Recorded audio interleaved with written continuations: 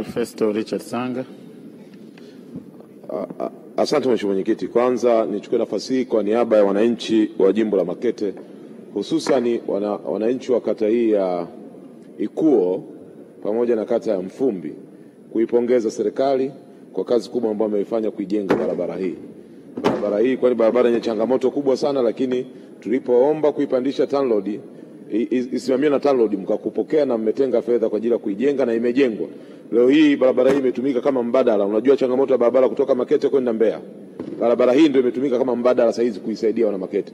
Kwa niaba ya wananchi wa Makete na kwa niaba ya serikali ya Makete, chukue nafasi hii kukupongeza. Na swali moja tu Mheshimiwa Waziri. Barabara ya kutoka Lupira Kipengere kilomita 42. Tuliwaomba muipandishe kwenda TANROADS na ninashukuru mlipandisha kwenda TANROADS. Toka tarehe 12 mwezi wa 7 mwaka 2024. Leo hii tunazungumza tarehe 25, barabara hii haijaanza kujengwa. Ni lini barabara hii itajengwa ili wasaidie wananchi wa Lupira Kipengere katika shughuli zao za kiuchumi, kwa sababu ni barabara kimkakati? Asante. Mheshimiwa Naibu Waziri, majibu.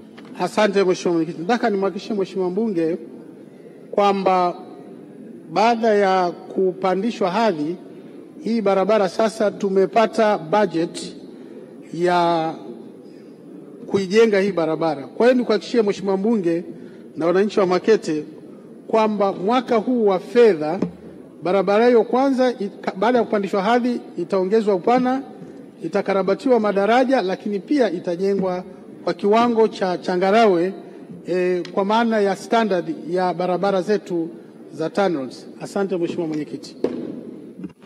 Mheshimiwa Waziri wa Fedha.